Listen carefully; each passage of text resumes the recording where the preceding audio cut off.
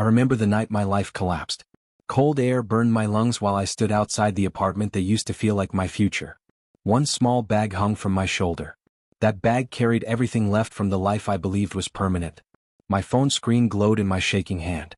Messages stayed open on the screen. Sweet words sent to someone else. Promises that sounded exactly like promises once whispered to me. My chest felt hollow. My fingers trembled. I kept staring at the words, hoping the letters would rearrange themselves into a mistake.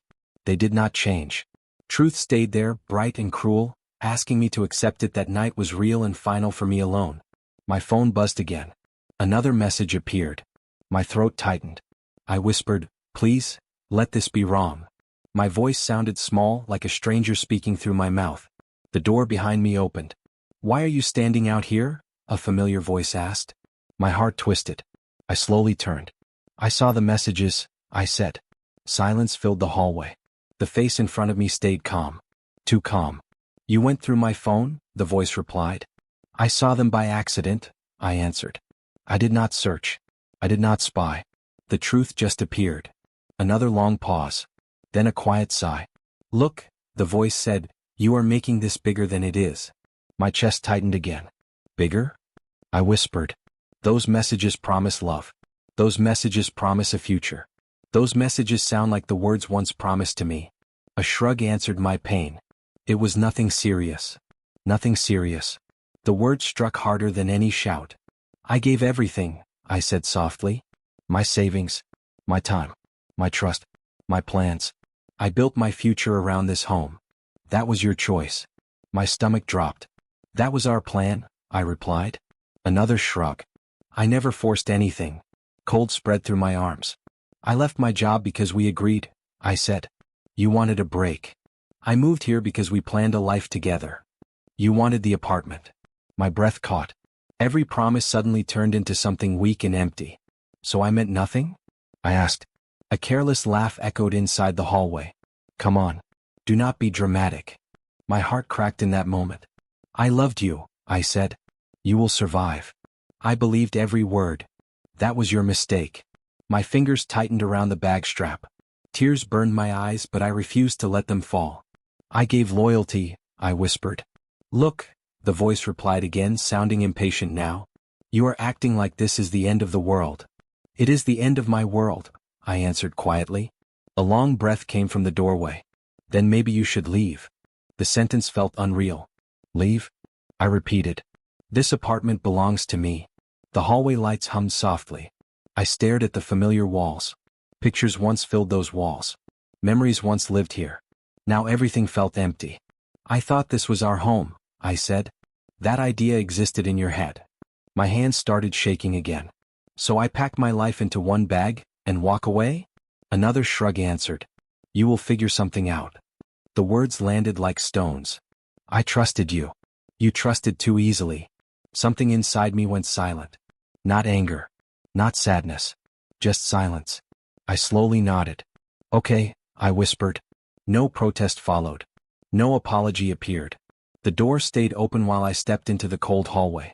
I expected one last call behind me. One last attempt to stop me. Nothing came. The door closed. The sound echoed like a final decision. I walked down the stairs slowly. Each step felt heavier than the last. Outside, winter air wrapped around me. Streetlights painted long shadows across the empty sidewalk. I hugged my arms around myself. "I will survive," I whispered to the night. My voice sounded uncertain. A bus station waited 3 blocks away. I walked there without thinking. Cars passed occasionally. Nobody noticed the girl carrying one small bag and a broken heart. The bus station looked almost empty. A dim light flickered above a metal bench. I sat down. The bag rested beside my feet. For a moment I just stared at the ground. My life had collapsed in less than 1 hour. No home. No job. No savings. Just silence. My phone buzzed again. Hope jumped inside my chest. Maybe regret arrived. Maybe an apology followed. I opened the message. A single line appeared. "Please take the rest of your things tomorrow." My chest tightened again. No apology. No regret. Just instructions. I turned the phone off. Tears finally slipped down my face. "I was stupid," I whispered. Cold wind brushed across the station. Minutes passed. Then more minutes. The night grew deeper. I wiped my face and tried to breathe slowly. I will rebuild, I murmured. But the words sounded weak. Fear crept into my thoughts. Where would I sleep? Where would I go? I stared at the empty road. Headlights appeared in the distance. A black car slowly pulled near the bus station. The engine stopped. I ignored it at first. Cars sometimes paused here. A door opened. Footsteps approached. I kept staring at the ground. Are you all right? A calm voice asked. I looked up slowly. A tall stranger stood near the bench. A dark coat covered broad shoulders. Sharp eyes studied my face. I am fine, I answered automatically. The stranger glanced at my small bag, then at my red eyes. That answer sounds practiced, the voice replied. I forced a small smile. I promise everything is under control. The stranger remained silent for a moment. Then the stranger sat on the other side of the bench. I recognize that look, the voice said. My eyebrows lifted slightly. What look? The moment when life collapses. My throat tightened again. I guess I failed to hide it. No one hides pain well. Silence returned. The stranger studied the empty road ahead. You lost something important tonight, the voice continued. I laughed weakly. I lost everything. Another pause followed. Everything can be rebuilt. I wish rebuilding happened quickly. Sometimes rebuilding begins with one decision. I turned toward the stranger. Do strangers usually offer life advice at bus stations? Only when the moment feels unusual. I sighed softly. My moment definitely qualifies. The stranger nodded. What will you do next? I have no idea. Family? None nearby. Friends? None awake at this hour. The stranger folded gloved hands together. Then you sit here alone with fear. Yes. Silence stretched again. Then the stranger spoke carefully.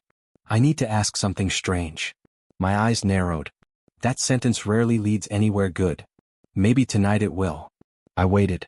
The stranger studied my face again. Do you believe life sometimes pushes two strangers together for a reason? I believe life enjoys chaos. A faint smile appeared. Fair answer. Cold wind moved across the station again. Then the stranger leaned slightly closer. I need honesty, the voice said quietly. You will get honesty. Good. Another pause. Then the stranger spoke softly near my ear. You need a home, and I need a wife and mother for my children. My breath stopped.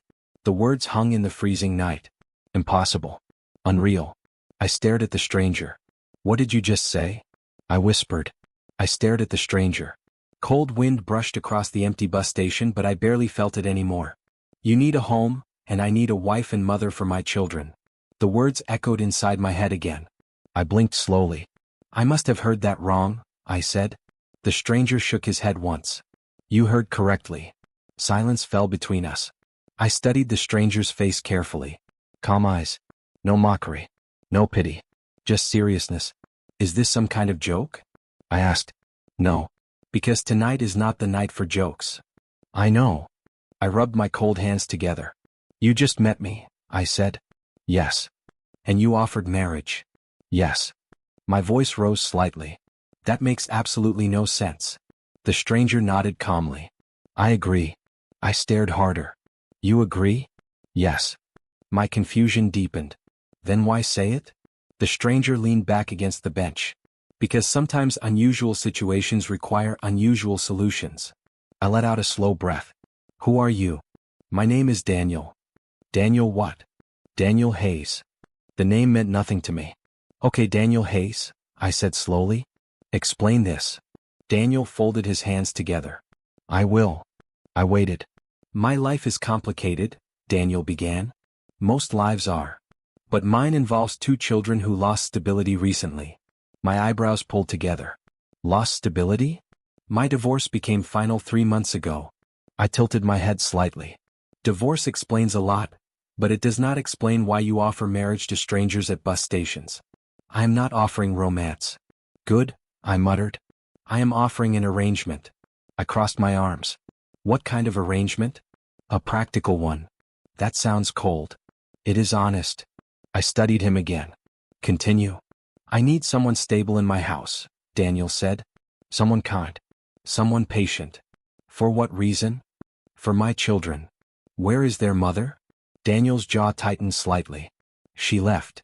The answer sounded simple, but the weight behind it felt heavy. Left, as in divorce? Yes. Does she see the children? Rarely. Something inside my chest shifted.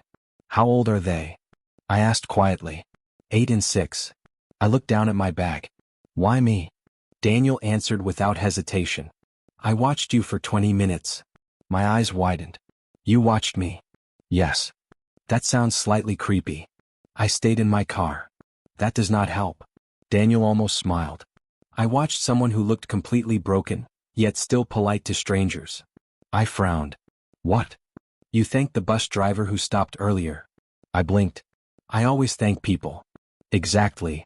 That proves nothing. It proves kindness still exists inside you. My chest tightened slightly. You are building a life decision based on one bus driver, thank you? No.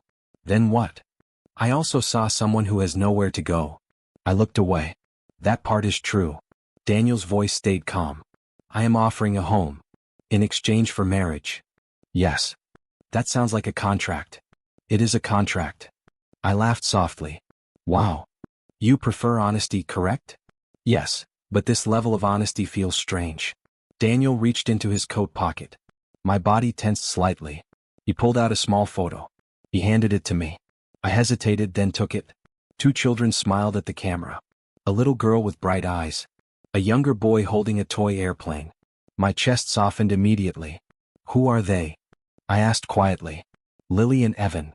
I studied the photo longer than expected. They look happy. They used to be. My throat tightened again. What happened? My house became a battlefield during the divorce.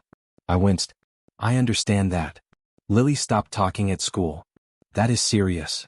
Evan started fighting with other children. I looked up at him. You think a stranger will fix that? No. Then what? I think kindness will help. I handed the photo back slowly. Why not hire a nanny? I already tried. And? 3 nannies quit. Why? They treated my children like employees treat tasks. That makes sense. My children need something different. Like a mother. Yes. I looked at the dark road again. You barely know me. That is true. I could be terrible with children. I do not think so. You cannot know that. I trust instincts. I shook my head slowly. Your instincts are reckless. Possibly. Silence returned. Cold wind moved across the station again. I also heard your conversation earlier, Daniel added. My stomach dropped. You heard that? Yes. Embarrassment burned my cheeks. So you know my life exploded tonight? Yes. Great. I also heard loyalty in your voice. I swallowed. That loyalty was wasted. Perhaps. I trusted someone who did not deserve it. Daniel nodded once. That person made a mistake. That person made many mistakes. Silence returned again. Then I asked the obvious question. What happens if I say yes? Daniel answered calmly. You move into my house. That sounds insane already. You meet my children. What about this marriage part? A legal marriage. I almost choked. You are serious? Yes. No romance. No expectations. No pressure. None. I narrowed my eyes. There must be rules. Yes. I knew it. Daniel reached into his coat again. This time he pulled out a thin folder. He handed it to me. A contract, he said. I stared at it. You carry marriage contracts with you? I prepared it earlier. For a stranger? For a possibility. I opened the folder slowly. Simple terms filled the pages. Housing. Financial security. Shared responsibility for children. Respect. No emotional pressure. No forced affection. I looked back at him. This is the strangest job interview I have ever seen. Daniel nodded. That is fair. I flipped the final page. My eyes stopped on one line. A photo slipped from the folder. A small family picture. Daniel standing with Lily and Evan. The children clung tightly to his sides. Fear hid behind their smiles. My chest tightened again. They look scared, I whispered. They are. Why? They think everyone leaves. I closed the folder slowly. My mind spun with confusion. This deal makes no sense, I murmured. I understand. But you still offered it. Yes. I looked at my small bag. My entire life sat inside it. Then I looked back at Daniel. What happens if I refuse? I drive away. And I stay here. Yes. Silence. The choice hung in the freezing air. Finally I stood up. I need proof, I said. Proof of what? That you are real. Daniel stood too. Come with me. To where? My house. That sounds like the opening scene of a crime documentary. Daniel sighed softly. You can leave any time. I hesitated. Then I followed him toward the black car. The drive stayed quiet. Streetlights passed like slow flashes of gold. After 20 minutes the car turned through large iron gates. My eyes widened. A huge house appeared ahead. Soft lights glowed through tall windows. This is your house? I asked quietly. Yes. That is not a house. What is it? That is a castle. Daniel parked. Come inside. My heart beat faster. We walked to the door. Daniel unlocked it. Warm light spilled into the cold night. The house felt quiet. Too quiet. Then a small voice whispered somewhere behind the hallway wall. Is she the new one? Another voice answered nervously. I think so. I froze. Daniel looked toward the hallway. Lily, he said gently. Two small faces slowly appeared from behind the corner. Wide eyes. Careful steps. They stared at me like I was something fragile. I knelt slightly. Hi, I said softly. The little girl clutched the boy's sleeve. Are you going to leave too? She asked. The question hit my heart like a stone. I swallowed. I don't know yet, I admitted. The little boy whispered quietly. Everyone leaves. My chest tightened. Daniel stood silently behind me. The girl looked straight into my eyes. Then she asked the question that froze the entire room. Are you going to be our mom now? I did not answer the little girl right away. Her question stayed in the air. Are you going to be our mom now? My heart tightened. I looked at the two small faces watching me like my answer could change their entire world. I don't know yet, I said softly. The little boy squeezed the girl's hand. People say that before they leave, he whispered. The words cut deeper than I expected. I looked back at Daniel. He stood quietly near the door. I told them honesty matters, he said calmly. I nodded slowly. Honesty matters, I repeated. I turned back to the children. My name is, I paused for a moment. My name is Emma. The little girl studied my face. I'm Lily, she said quietly. The boy lifted his chin slightly. I'm Evan. Hi Lily. Hi Evan. Silence followed. Then Lily asked another question. Are you staying tonight? I hesitated. Daniel stepped forward. Yes, he said gently. Lily's shoulders relaxed just a little. Okay, she whispered. Evan still watched me carefully. Where are your bags? He asked. I lifted my small bag. This is everything. His eyes widened. That's not much. No, I admitted. Did someone steal your stuff? I swallowed slowly. Something like that. Daniel cleared his throat softly. It's late, he said. School tomorrow. Lily nodded. Good night, she murmured. She pulled Evan toward the hallway. Halfway down the hall, Evan looked back at me. You don't look mean, he said. Then he disappeared around the corner. The house went quiet again. I let out a long breath. That was intense, I whispered. Daniel nodded. They asked direct questions. I noticed. He looked at my small bag. You can leave it here. I will show you your room. I followed him through the wide hallway. The house felt enormous. Soft lights glowed along the walls. Everything looked perfect. Everything felt distant. Daniel stopped at a door. This room is yours. He opened it. A large bedroom appeared inside. Bigger than the entire apartment I once shared. I stood in the doorway. This is temporary, I reminded myself quietly. Daniel heard me. Yes, he replied. Temporary. The word echoed in my mind. I placed my bag on the bed. The mattress looked too perfect. Too untouched. Daniel stepped toward the door. Breakfast is at 7, he said. Okay. If you need anything, ask Maria. Who is Maria? The house manager. House manager, I repeated. That sounds fancy. Daniel almost smiled. She runs this house better than I do. I believe it. He nodded once. Good night. Good night. The door closed softly. Silence filled the room. I sat on the bed slowly. My entire life had changed in less than 24 hours. Yesterday I had a boyfriend. Yesterday I had an apartment. Yesterday I had a plan. Now I had a contract marriage with a millionaire and 2 wounded children. I laughed softly. This is insane. Sleep eventually came. Morning arrived too fast. A gentle knock woke me. Yes. I called. The door opened slightly. A woman with warm eyes stepped inside. "Good morning," she said. Her voice felt kind. "Good morning. I am Maria. Nice to meet you." She looked at my small bag. "That is all you brought?" "Yes." Her eyebrows lifted slightly. "We will fix that." "You don't need to." "I want to." I smiled weakly. "Thank you." Maria gestured toward the hallway. "Breakfast is ready." I followed her downstairs. The dining room looked huge. Daniel sat at the table with a newspaper. Lily and Evan sat quietly beside him. When they saw me, Lily gave a small wave. "Hi." "Good morning," I said. Evan stared at my empty hands. "Where are your suitcases?" "I told you," I said gently. "Just the bag." He frowned. "That's weird." Lily kicked his foot under the table. "Stop." Daniel folded the newspaper. "Sit," he said.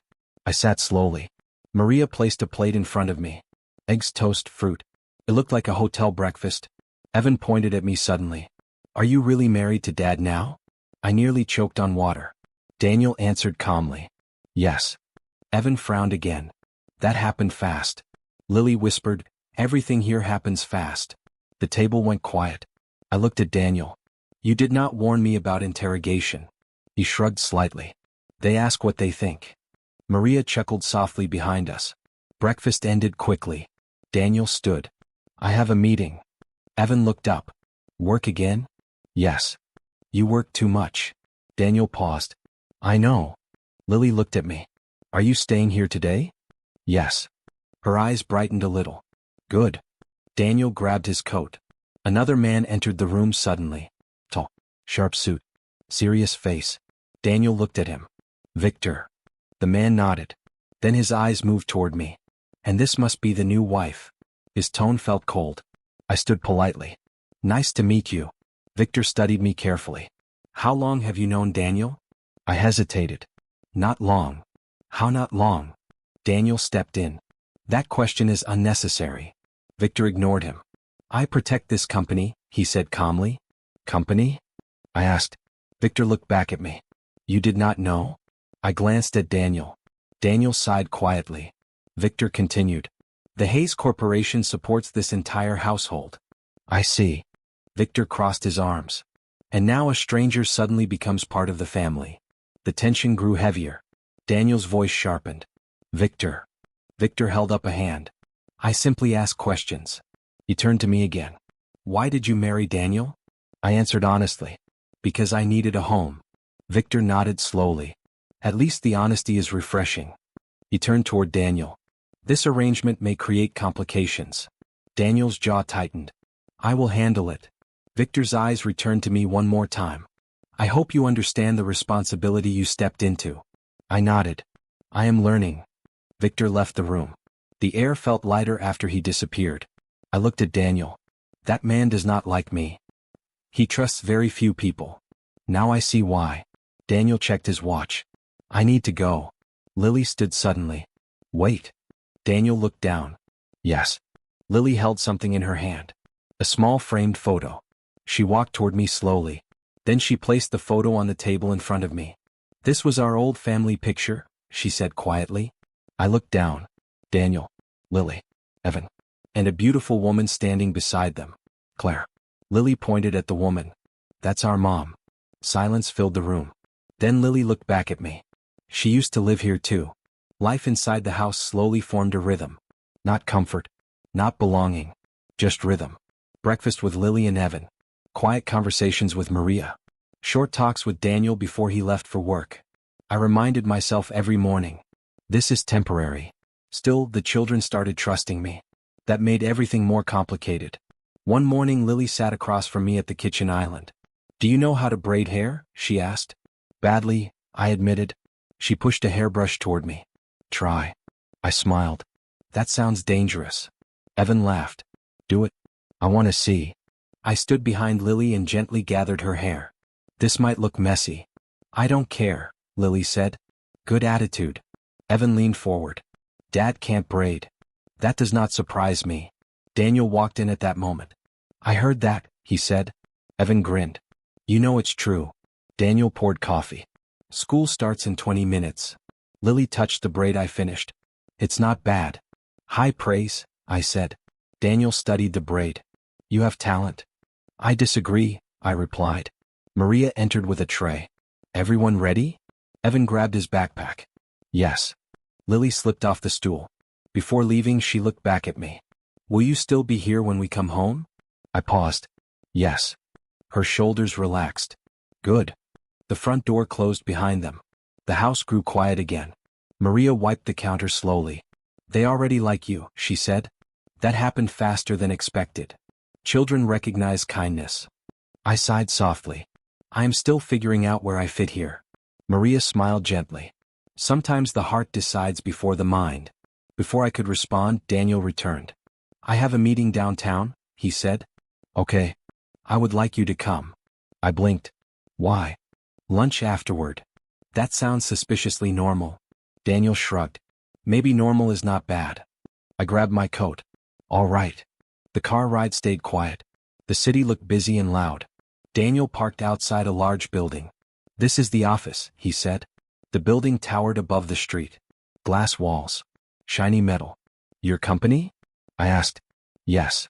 That explains Victor's attitude. Daniel almost smiled. Inside, people greeted Daniel quickly. Good morning. Morning, sir. Some eyes turned toward me. Curious. Whispering. I ignored them. Daniel led me into a conference room. A few people sat around the table. Victor stood near the window. His eyes landed on me immediately. Still here, he said. Good afternoon to you too, I replied. Daniel sat down. We start in 5 minutes. Victor kept watching me. You understand this environment is serious. I assume spreadsheets will not attack me. Victor did not smile. The meeting started. Numbers filled the screens. Business language flew across the table. I listened quietly. Daniel spoke with calm authority. Victor challenged several points. The room stayed tense. After an hour, the meeting ended. People slowly left. Victor walked out first. Daniel looked at me. Hungry? Yes. We walked toward a nearby restaurant. The street felt crowded. Cars moved slowly. People rushed everywhere. I stepped onto the sidewalk beside Daniel. Then I heard a voice behind me. Emma? My entire body froze. That voice. I knew that voice. Slowly I turned. Ryan stood a few feet away. The same face. The same careless confidence. Except now confusion filled his eyes. Emma? He repeated. Daniel looked at me. You know him? My throat felt dry. Yes. Ryan walked closer. What are you doing here? He asked. I stayed silent. His eyes moved toward Daniel. Who's this? Daniel answered calmly. Daniel. Ryan frowned. Just Daniel? Daniel Hayes. Ryan's expression changed instantly. Recognition flashed across his face. The Daniel Hayes? That depends, Daniel replied. Ryan looked between us. Then he laughed nervously. Wait, what? I crossed my arms. What do you want, Ryan? He stared at me again. You disappeared. You told me to leave. That's not what I meant. That's exactly what you meant. Ryan rubbed the back of his neck. I thought you went to your sister. I don't have a sister. Oh. Silence stretched. Ryan glanced at Daniel again. So, you two know each other? Daniel answered calmly. We are married. Ryan blinked. What? You heard correctly, Daniel said. Ryan laughed. That's funny. No one else laughed. Ryan's smile faded slowly. You're serious? Yes. Ryan looked at me like he was seeing a stranger. You married him? Yes. When? Recently. Ryan's confusion turned into disbelief. You moved on that fast? I kept my voice steady. You moved on while I still lived in your apartment. Ryan flinched slightly. That situation was complicated. No, I said quietly. It was simple. Daniel watched silently. Ryan sighed. Emma, listen. I listened long enough. I made mistakes. You made choices. I was stressed. You were dishonest. Ryan ran a hand through his hair. I didn't think you would disappear. You gave me no reason to stay. His eyes softened suddenly. I didn't mean to hurt you. My chest tightened for a moment. Old memories tried to rise. I pushed them back down. You already did. Ryan stepped closer. Can we talk privately? No. Please. No. Daniel remained beside me. Ryan looked frustrated. I didn't know you were capable of this. Of what? Moving on. I almost laughed. You taught me how. Ryan studied me carefully. You seem different. I am. You used to cry during arguments.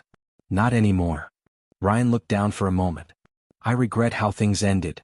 That regret arrived late. He nodded slowly. I deserve that.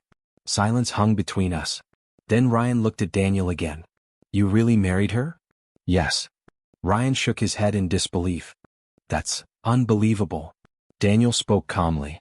Sometimes life changes quickly. Ryan sighed. I guess it does. He turned back to me. If you ever want to talk.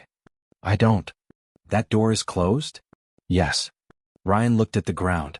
Then he nodded. I understand. He took a step back. Then another. Before leaving, he looked at me one last time. You deserved better, he said quietly. Then he walked away. I stood still. My heart beat slowly. Daniel studied my face. Are you all right? Yes. Do you want to sit down? No. You handled that calmly. I learned something important. What? I looked down the street where Ryan disappeared. I will never let anyone break me again. Daniel nodded once. That sounds like strength. I exhaled slowly. That sounds like survival. For a moment neither of us spoke. Then Daniel asked quietly, do you regret leaving him? I watched the empty street. No. Then I said something that surprised even me. But I regret loving him. Life inside the house slowly changed me. Not suddenly. Quietly. Every morning began the same way. Emma? Evan shouted one day from the hallway. I'm coming, I called. I walked into the kitchen. Evan stood there holding a math book. I hate fractions, he declared. That's a strong opinion. They are evil. I sat beside him. Show me the problem. He pushed the book toward me. See? Impossible. I studied the page. This one is simple. Evan crossed his arms. That's what teachers say. Watch. I grabbed a pencil. If you cut pizza into 4 pieces and eat one. That's 1/4, he interrupted. Exactly. And if you eat 2? 2/4. Which is? He paused. Half. His eyes widened slightly. Oh. I smiled. Fractions are just pizza math. Evan grinned. I like pizza math. Lily walked in behind him. Dad said we leave in 10 minutes. Evan looked at me. Will you help me with homework later? Of course. Promise. I promise. Lily studied my face. You always keep promises. I try. She nodded slowly. That's rare. The words made my chest tighten. Daniel entered the kitchen. School time, he said. Evan grabbed his bag.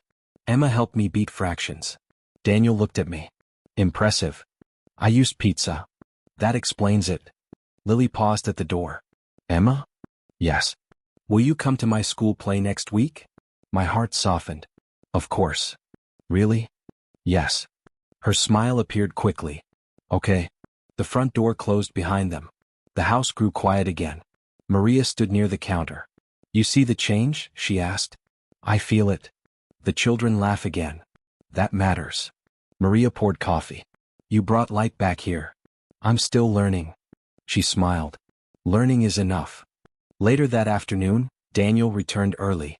I heard voices in his office. Serious voices. I walked past the door slowly. Victor's voice carried through the hallway. This situation is getting worse. Daniel answered calmly. I'm aware. Another voice spoke. A deeper voice.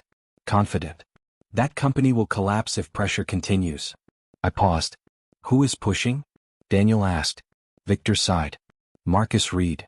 The name hung in the air. Again, Daniel muttered. The other voice spoke. He wants the market. Victor added, and your reputation. Silence followed. I stepped away quietly. Later that evening, Daniel sat at the dining table. Papers covered the surface. I walked in with tea. You look busy, I said. Daniel glanced up. Thank you. I placed the cup beside him. Who is Marcus Reed? Daniel leaned back slightly. A competitor. That sounds simple. It is not. I sat across from him. What does he want? Everything. Your company? Yes. And he can take it? Daniel shook his head. Not easily. But he's trying. Yes. I studied the papers. Business looks like chess. That is accurate. Every move matters. Daniel nodded. You understand quickly. I listen. Most people speak first. I used to. What changed? I thought for a moment. Life. Daniel did not press further. Lily and Evan ran into the room. Dad. Evan shouted. What happened? I got an A in math. Daniel smiled. Excellent. Evan pointed at me. Pizza math. Daniel looked impressed. I may use that in meetings. Lily rolled her eyes. Please don't. We all laughed softly. Later that night, the house grew quiet again. I sat in the living room with a book. Daniel entered. You're still awake. I like quiet. He sat across from me. You've helped my children. They helped me too. Daniel studied me for a moment. You handled Ryan well. The name still carried weight. I closed that door. Completely? Yes. Daniel nodded slowly. That takes strength. I learned something. What? Depending on people is dangerous. Silence settled between us. Then Daniel asked gently, do you regret this arrangement? I looked around the room. Warm lights. Quiet walls. Safety. No. I'm glad. But I don't want to stay helpless. Daniel raised an eyebrow. You're not helpless. I arrived with one bag. That was temporary. I want more than temporary. Daniel leaned forward slightly. What are you asking?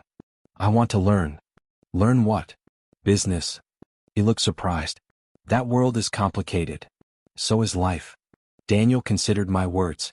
Why now? I spoke honestly. Because I will never depend on someone's mercy again. Daniel's eyes studied mine carefully. That is a powerful motivation. I mean it. Silence stretched for a moment. Then Daniel said quietly, come to the office tomorrow. Really? Yes. You're serious? You want to learn? Yes. Then start learning. My chest felt lighter. Thank you. Daniel stood. One warning. What? Victor will hate the idea. I smiled slightly. I think Victor already hates the idea of me. Daniel almost laughed. That's probably true. He walked toward the hallway. Then he paused. One more thing. Yes. Marcus Reed is dangerous. How? He enjoys destroying people. I crossed my arms. Then he should meet someone who refuses to break. Daniel studied me again. Interesting. What? That sounds like strategy. I looked at the business papers on the table. Maybe I'm starting to understand the game. Daniel walked away. I remained in the quiet living room. My eyes moved across the documents. Numbers, charts, plans. I picked one page up slowly. For the first time, I did not feel like a guest in this house. I felt curious, hungry, determined. I whispered softly to myself, I will never stand helpless again. And that night, without telling anyone, I made a silent decision. I would not just survive in this world. I would learn how to win in it. My day started earlier now. Not because anyone asked me to. Because I wanted to learn. One morning I walked into the kitchen at 6. Maria looked surprised. You're awake before everyone, she said. I couldn't sleep. You were reading again? I held up a thick book. Business Finance. Maria smiled. That looks serious. I want to understand Daniel's world. You already understand the children's world. That matters more. Maria poured coffee. You can learn both. I nodded. That's the plan. Lily walked in wearing her school uniform. She rubbed her eyes. You're up early. I'm studying. For school. For life. Evan followed behind her. Emma studies like Dad now. Lily sat beside me. What are you reading? Profit margins. She frowned. That sounds boring. It's actually interesting. Evan laughed. Nothing about numbers is interesting. Pizza math, I reminded him. He grinned. Okay, that part is good. Daniel entered the kitchen. He looked at the book in my hand. You're serious about learning? Yes. He sat across from me. What chapter? Market competition. Daniel nodded slowly. That topic matters right now. Because of Marcus Reed? Daniel looked surprised. You remember that name? I listen. Evan spoke with a mouth full of toast. Who's Marcus Reed? Daniel answered calmly. A businessman. Good or bad? Complicated. Lily looked at me. Emma likes complicated things now. I smiled. I like understanding things. After breakfast, Daniel left for work. I spent the morning reading. Charts. Strategies. Competition tactics. The world inside those pages felt intense. Every decision mattered. Later that afternoon, Daniel invited me to the office again. Victor stood near the conference table. When he saw me, he sighed. Another visitor. I'm learning, I said. Victor crossed his arms. Business is not a hobby. I know. Daniel spoke calmly. She's observing. Victor looked at me carefully. What do you think about market pressure? I blinked. You're asking my opinion? Victor nodded once. Answer. I glanced at the screen. Charts showed falling numbers. Marcus is pushing aggressively, I said slowly. Victor raised an eyebrow. Continue. He's trying to make you react emotionally. Daniel leaned back slightly. Interesting. I pointed at one graph. If you rush decisions, you lose advantage.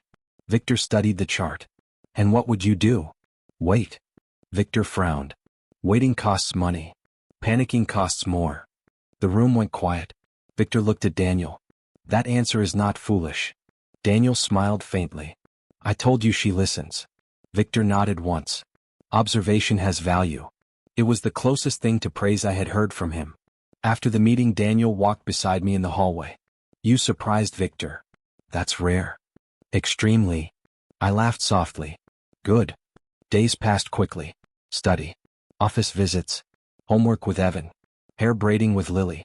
One evening, Lily sat on the couch beside me. Will you come to my play tomorrow? I promised.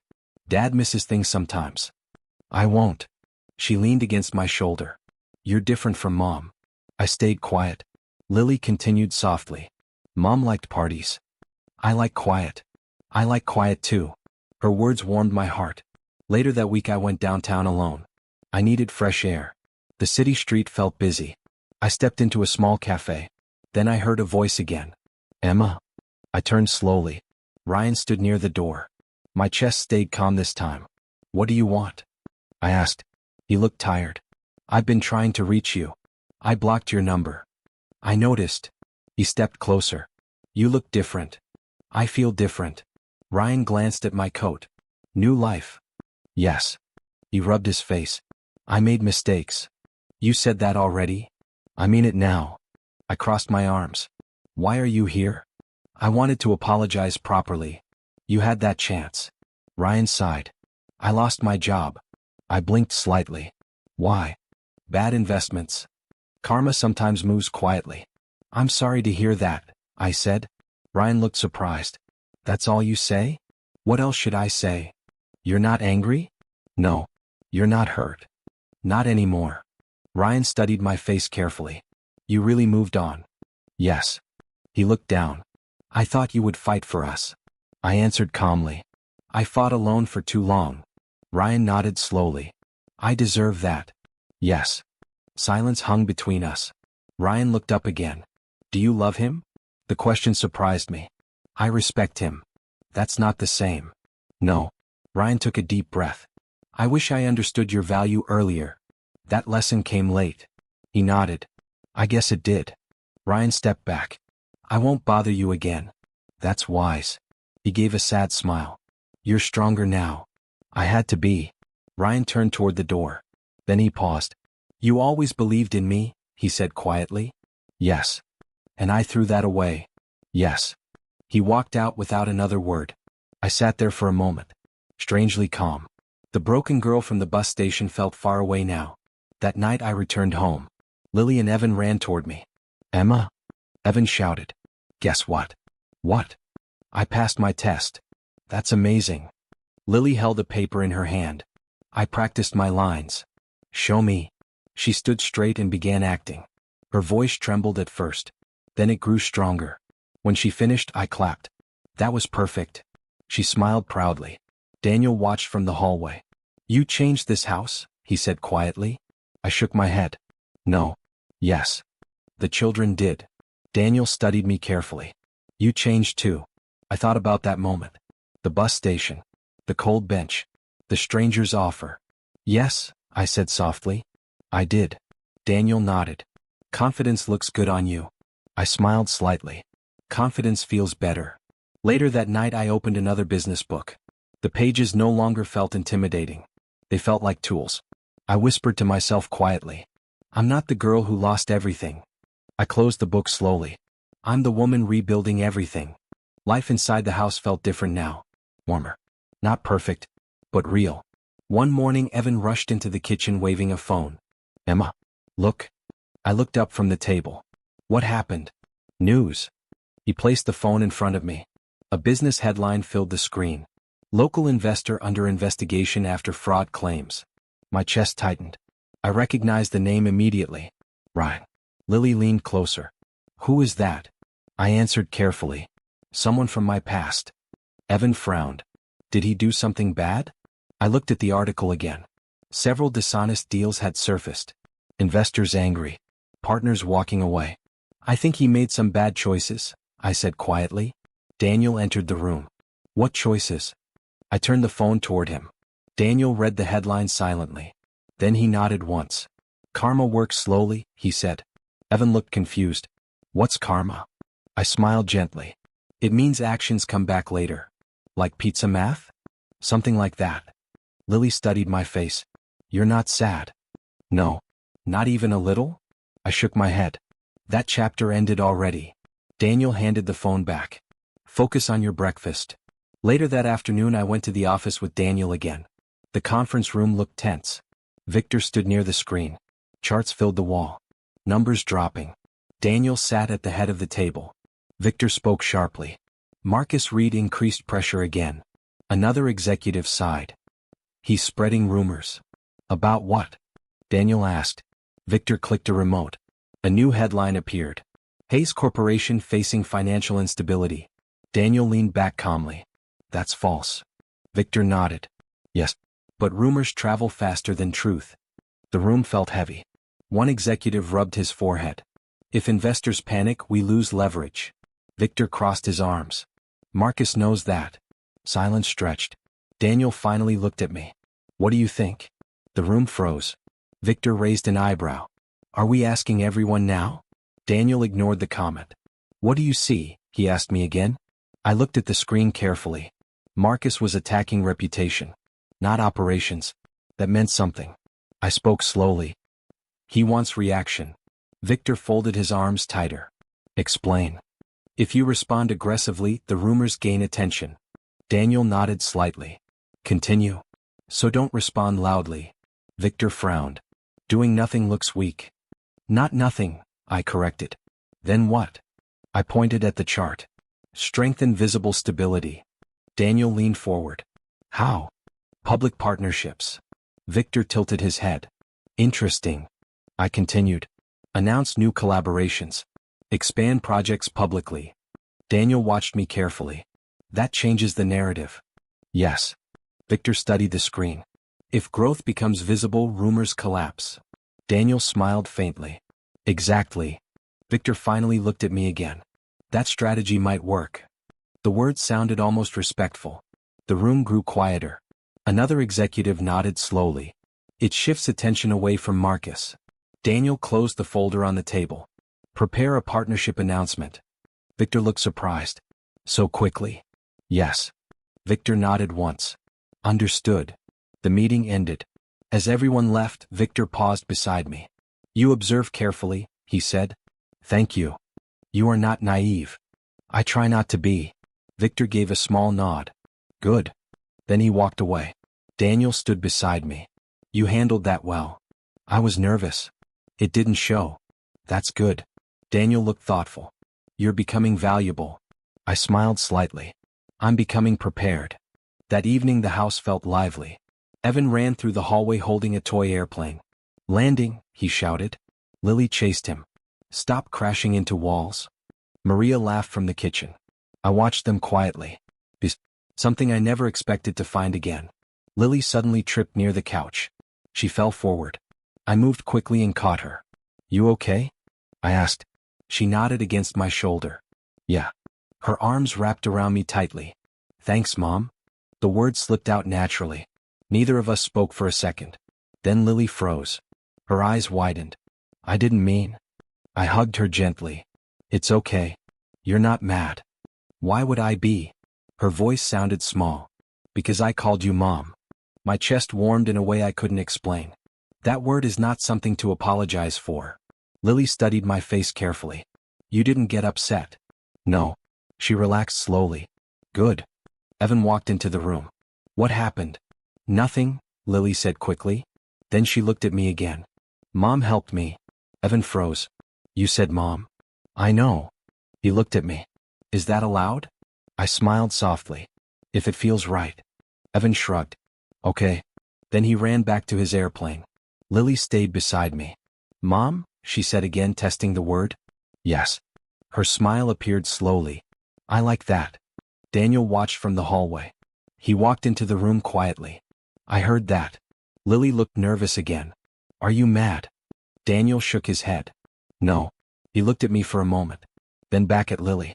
If that's what you feel, it's okay. Lily hugged me again. I'm glad. That night the house felt different. More alive. Later I sat in the living room reading another business article. Daniel walked in. You look thoughtful. I'm thinking about karma. Why? Ryan's situation. Daniel sat across from me. Do you feel responsible? No. Good. I didn't cause it. You didn't. I looked out the window. But I understand something now. What? Life balances itself. Daniel nodded slowly. That's true. I closed the article. I don't need revenge anymore. Daniel raised an eyebrow. You don't? No. Why? Because winning my own life feels better. Silence filled the room. Daniel studied me carefully. You're stronger than you think. I smiled softly. I'm just beginning. Then my phone buzzed. A message appeared on the screen. Unknown number. 3 simple words. We need to talk. I stared at the message. Daniel noticed my expression. Problem? He asked. I looked up slowly. I think the past isn't finished yet. The conference room felt heavy when I walked in. Marcus Reed sat at the head of the table, smirking. Daniel motioned for me to sit beside him. Emma, he said quietly. Stay close. I nodded, my hands folded tightly in my lap. Victor glanced at me. His expression unreadable. Marcus began immediately. Daniel, your numbers are weak this quarter. Investors are concerned. Surely even your team agrees? Whispers moved across the room. I stayed silent at first, observing.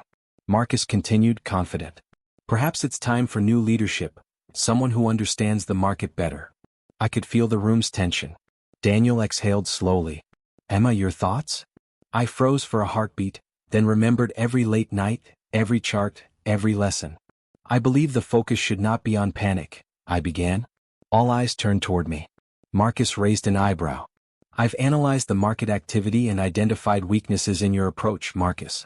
However, if we adjust strategically, the narrative shifts in our favor. He leaned forward. Go on. I walked slowly toward the screen.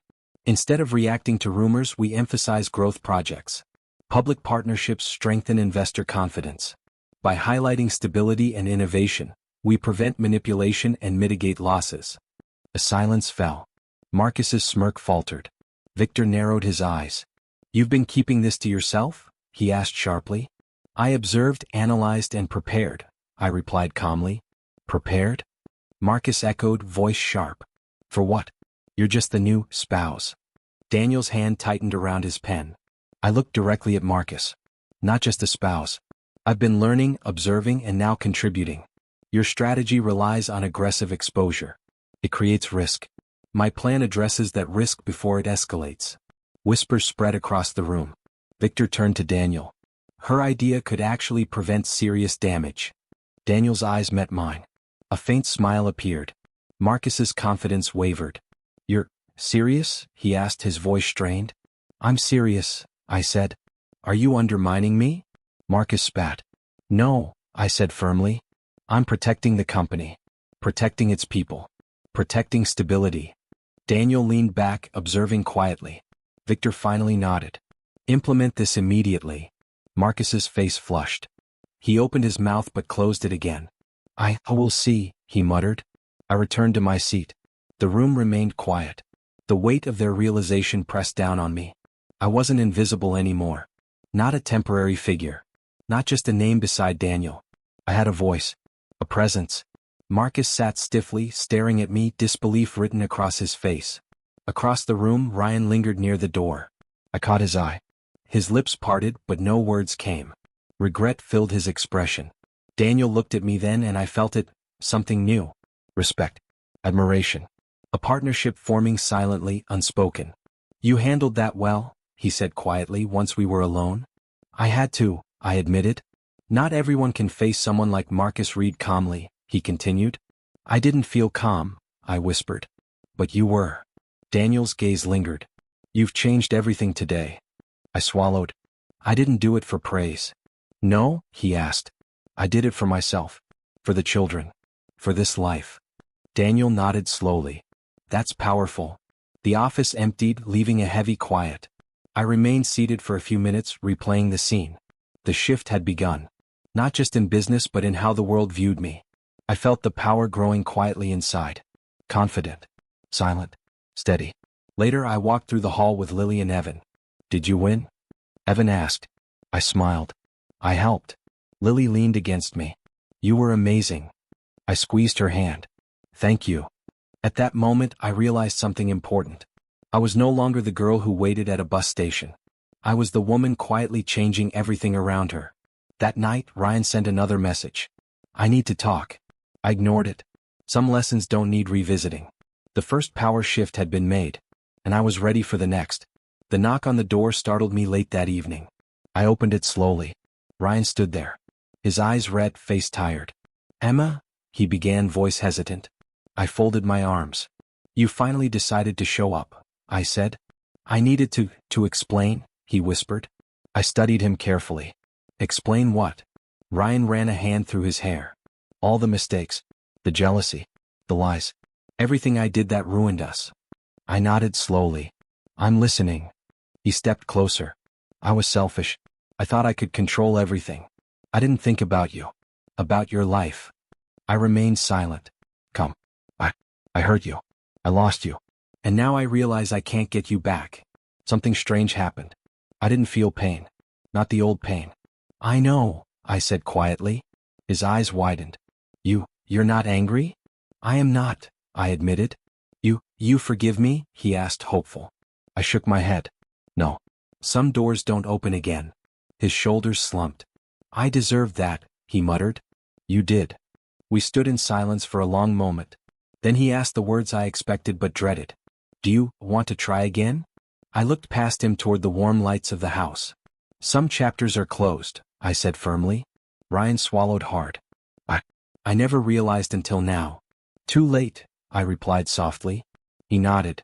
I understand. Then he left, closing the door with a quiet click. I leaned against it, breathing slowly.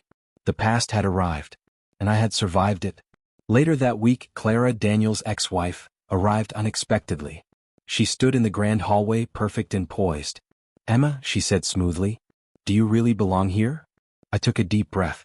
I belong where my heart and actions lead me, I said calmly. Clara tilted her head, a faint smirk. Do you really think the children accept you? I glanced at Lily and Evan playing nearby. Yes, they trust me. Clara's eyes narrowed. Trust isn't everything. People need connections. Blood. I shook my head. I provide stability. Well, presence. That counts for more than blood. She laughed lightly. You're bold. Do you think Daniel won't notice tension? Daniel appeared behind me, silent and commanding. Clara, he said firmly. Leave. She raised an eyebrow at me. Do you always get what you want? I protect what I love, I replied. Clara hesitated. Then with a final glance she left. Daniel studied me for a moment. You handled that perfectly, he said. I didn't argue, I said quietly. Sometimes strength is silent, he murmured. That night I tucked Lily and Evan into bed. You're the best, Emma, Lily whispered, hugging me tightly. Mom, Evan added without thinking. My chest warmed. I'm right here, I said softly. I watched them sleep. Their trust reminded me how far I had come. From that cold bus station. From betrayal. From despair. I had grown into someone stronger. Someone who no longer revolved around Ryan or old heartbreak. Someone who could protect a family, a home, a life. I walked into the quiet living room. Daniel joined me silently. You've changed everything, he said. I just found my strength, I replied. He nodded, his gaze lingering. And the past? He asked. I smiled faintly. It arrived too late.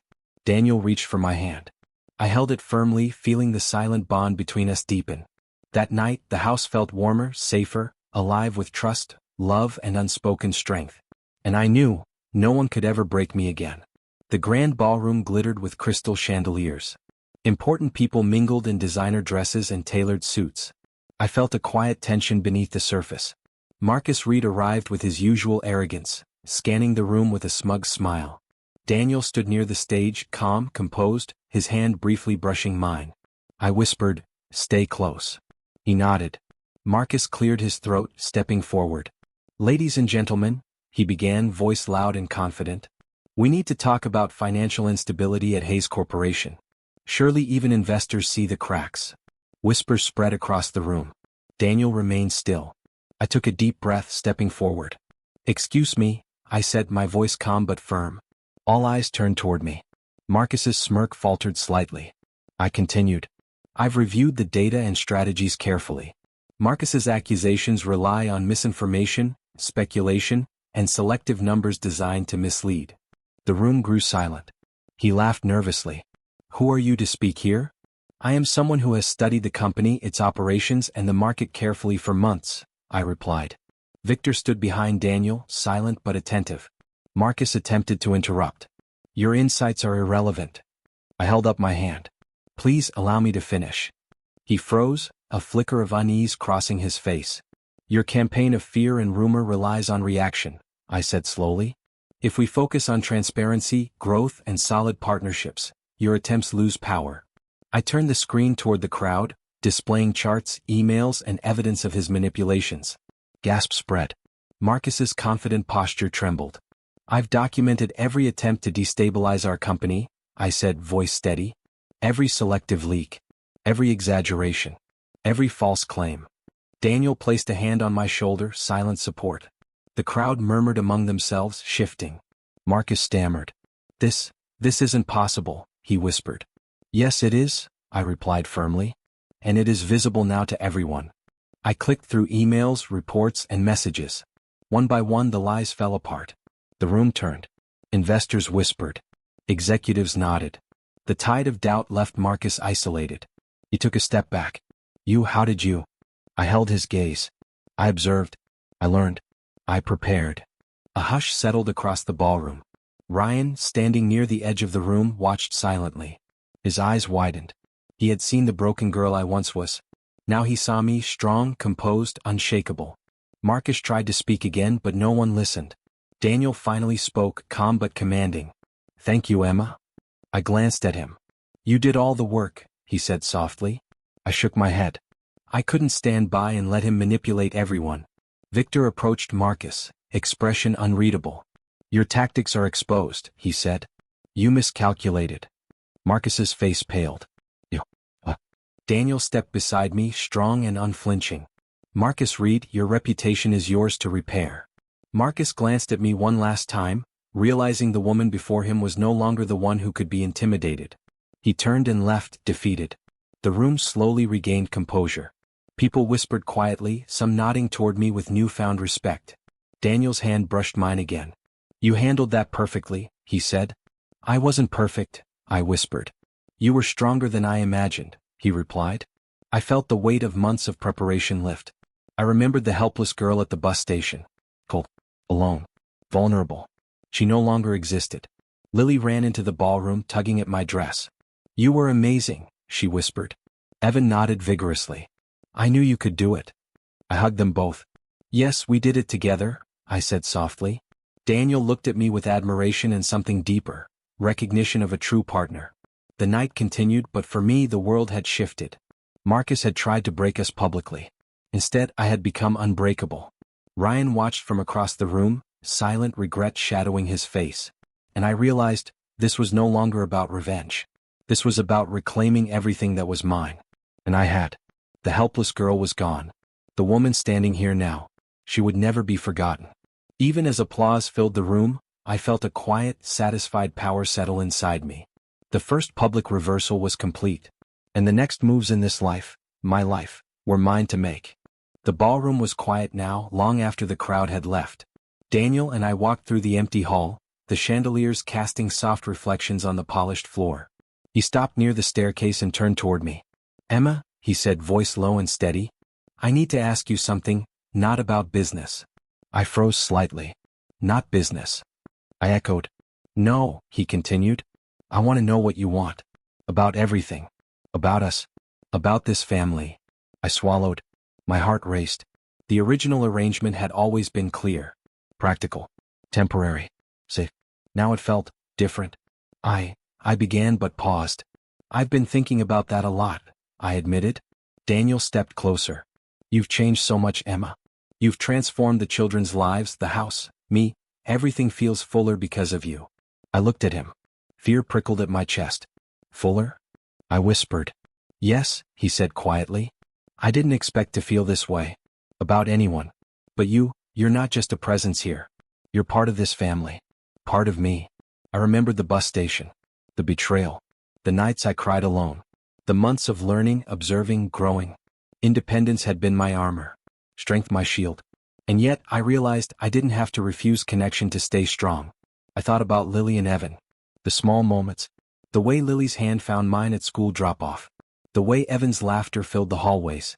The way they trusted me without question. I had built this bond quietly, without expectation, without demand. Daniel waited patiently. I'm afraid, I confessed. Of what? He asked gently. Of trusting again. Of believing that love can be more than convenience. That happiness is possible.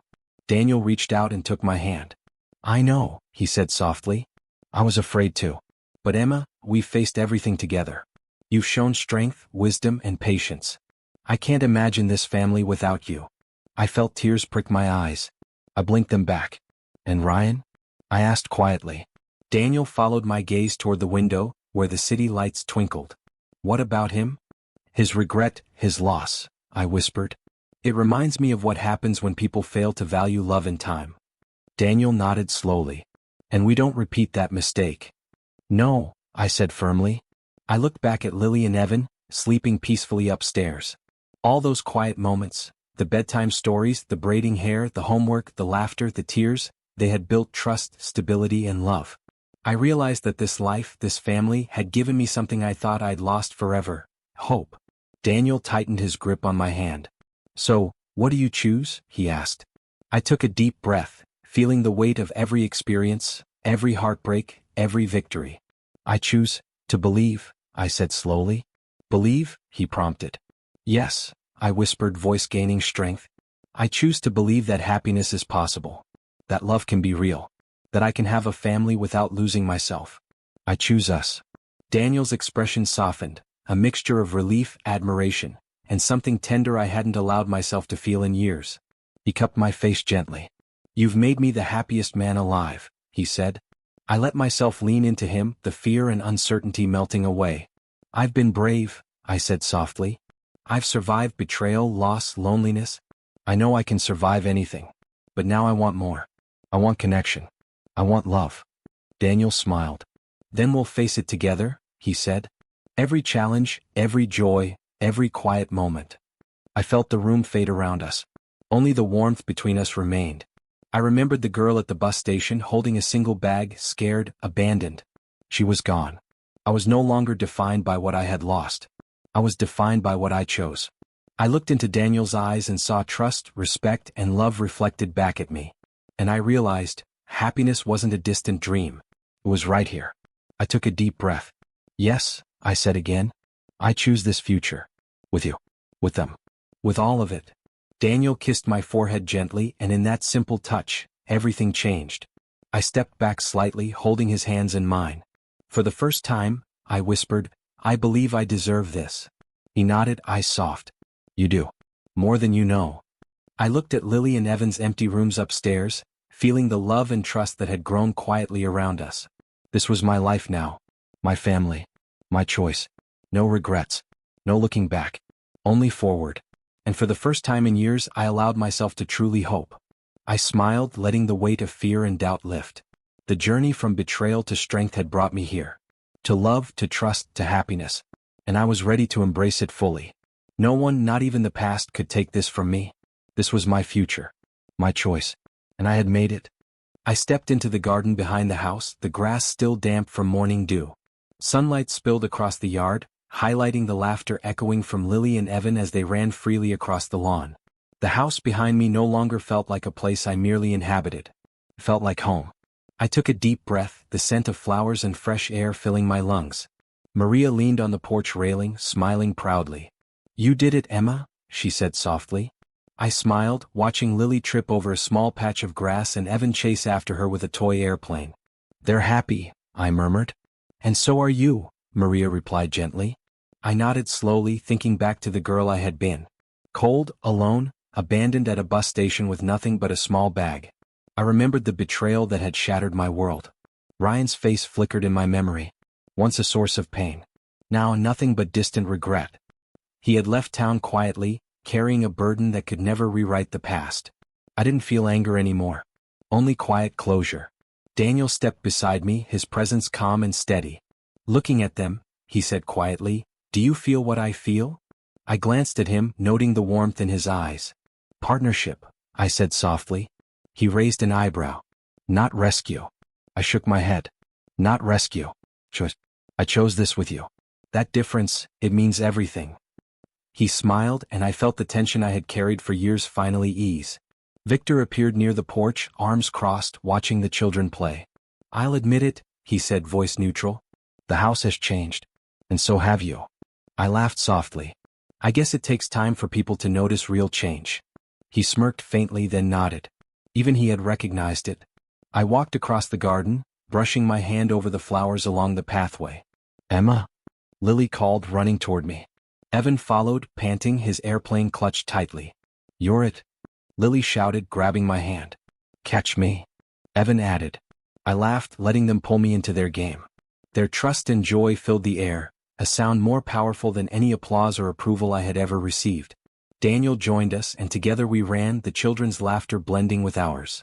I felt a deep peace, one I hadn't thought possible when I was lost, alone, and broken. Later, as the sun began to set, we gathered on the porch. Maria brought out lemonade and we sat together, the children still giggling at a joke Daniel whispered to them. "You've built something real here," Daniel said quietly. I looked at him, warmth in my chest. "We've built something real," I corrected. He nodded and his hand found mine. "It's not just the house. It's the family, the trust, the love. You helped all of us grow." I took a deep breath, remembering every step that led here, the pain, the betrayal, the sleepless nights of learning, observing, and quietly preparing. I remembered Ryan, Marcus, Clara, Victor. All of them had shaped this journey in their own ways, but none of them could define me anymore. I had learned something essential. I never needed saving. I only needed the chance to rebuild myself. Daniel squeezed my hand gently. "I think we're finally home," he said softly. I looked around, the garden, the house, the laughter, the love surrounding me. "Yes," I whispered. "We are finally home." The children ran back to us, tumbling into our arms. Lily held my hand tightly. "Mom," she said, smiling. Evan wrapped both arms around me. "Don't let go," he said. I hugged them close, letting their trust and love wash over me. The sun dipped lower, painting the sky in warm shades of gold and pink. I stood there, holding my family, feeling the quiet strength I had cultivated over the years. No fear. No doubt. No looking back. The past had forged me. The present embraced me. And the future, our future, was mine to shape. I finally understood the truth. I didn't need someone to rescue me. I had chosen to rise. I had chosen love. I had chosen life. And in that choice I had built a home that was more than walls and a roof. It was a place of trust, laughter, family, and freedom. It was a home that reflected the woman I had become. And I knew deep in my heart that this home, our home, was only the beginning of everything we could be. The night settled around us, but the warmth inside the house, in our hearts, and in our laughter lingered. I closed my eyes briefly, letting the moment sink in. This was not the life I was given. It was the life I had earned. And for the first time in my life I felt completely, undeniably whole.